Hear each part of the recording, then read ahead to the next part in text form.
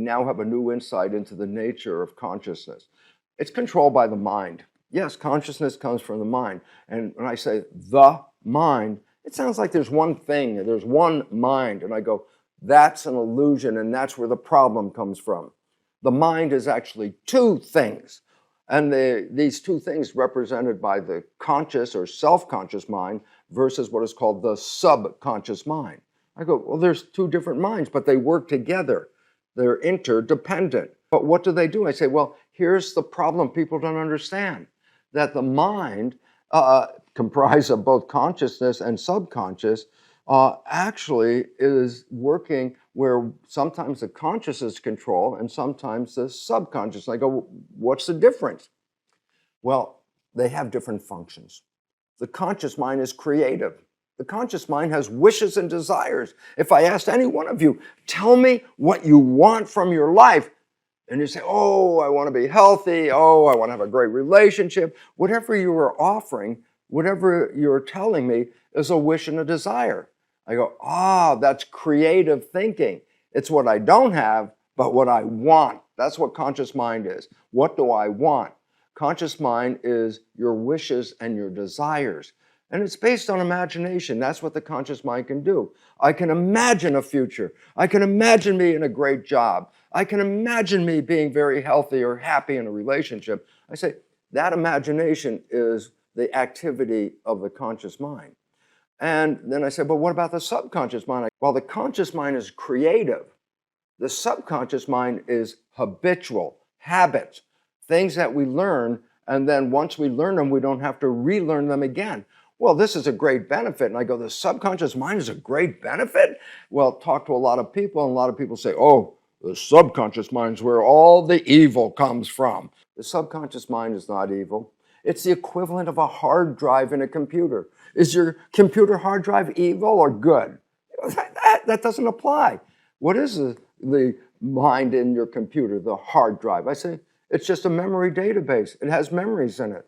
And when you push the button, you can play the memory. I go, this is exactly the same. The subconscious has memories of things you've learned. And when you push the button on one of those programs, it'll play that program. So I go, well, let me give you an example of a good program. When did you learn how to walk? When you were an infant, around the age of 2 years old, you were learning how to walk. You had to practice. You had to learn how to stand up and stay stable. You had to learn how to walk without falling down. I said there was a period of learning of how to walk. But guess what? Once you learned how to walk, it became a program in the subconscious. This is very important. Simple reason is this. If you had to learn how to walk every day when you got up, you'd spend the whole day learning how to walk, and then you'd go to bed, and then you'd wake up and you'd have to start learning how to walk again. But the beautiful part is once the program is in the subconscious, you never have to learn it again. Well, that's really good. Now, the other side of the story is, but what if I have a negative programming? What if I learn things that are not supporting me? What if I grew up in an environment where my experiences were actually not helping me, but my experiences were sabotaging me? I said, you'll download those programs too. So in the subconscious, we have programs. Many of them are wonderful, and thank God we have them, so it makes our life easier from day to day. But we also have to recognize this. Up to 60% of the programs in the subconscious mind are negative, disempowering, and self-sabotaging programs. Then I say, okay, I'm just going to use the conscious mind, the creative mind. I'm going to manifest wishes and desires. That's what I want. And I go, this is a great idea, but there's a problem. The problem is this. The conscious mind is not only creative, but the conscious mind can think. I go, what does that mean? Imagine you're driving a vehicle, you got your hands on the wheel, you're looking out the windshield, and you're driving toward your destination. Creative, I want to go here. What if you have a thought? A thought is not looking out the window. A thought is inside your head. So the moment you start thinking, you stop looking out the window and you start looking inside. Answers are inside. A thought is an inside answer. If I'm driving the car and all of a sudden I start thinking, now I'm not looking out the window, I'm looking inside. Oh my God, I could kill myself. I could crash the car. But guess what? You can drive the car and think and still everything is okay.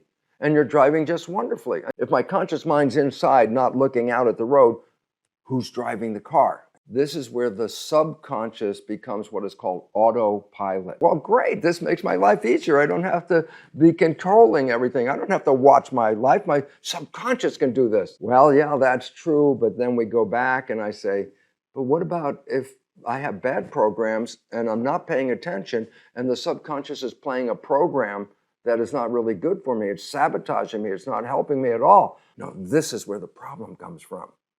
If you're thinking, then you're not looking out and you don't see what you're doing. The subconscious is automatically controlling you. It just plays the habits. It knows how to walk, talk, drive the car.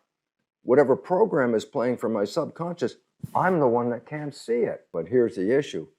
Everyone else can see it.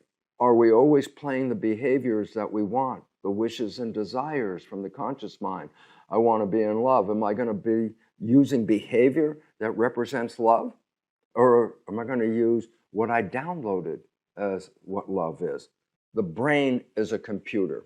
It's the most fabulous computer humans have ever experienced in the world. But it is a computer and it works just like a computer. So I tell people, in the old days, we'd go to the store and buy a computer. We'd bring it home, plug it in, push start, it boots up, the screen lights up, and I say, okay, I got a brand new computer. Let's do something with it. But wait. You cannot use the computer until you put programs into the computer. And then once the programs are installed, then you can add data to the computer by typing on the keyboards. That's where you can add information. Why put the program in? You need the program to be able to access the behavior of the computer. Hi, dear friends. If you've seen our program on the Masterclass, guess what? We have a much more expansive program, a program with all the science and insights necessary to take back control of your life. This is going to be a great program, and it will empower you because the information will show you how to manifest and create a healthy, vibrant, and loving life on this planet. So I hope you will look into this program and check it out because this is where you can create the life you desire.